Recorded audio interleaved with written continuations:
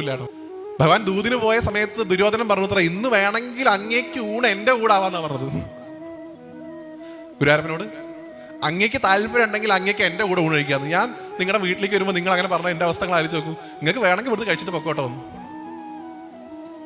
ഭഗവാൻ അവിടെ തങ്ങുന്നില്ല. അദ്ദേഹം പോകുന്നത് വിതുരന്റെ വീട്ടിലേക്കാണ്.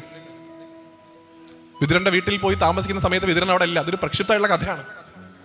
വിതുരന്റെ ഭാര്യ കോളിംഗ് ബെല്ല് കേട്ട് നോക്കുന്ന സമയത്ത് മയിൽപ്പീലി മഞ്ഞപ്പട്ട് കണ്ടപ്പോൾ മനസ്സിലായി ഗുരുവായൂരപ്പനാണ്.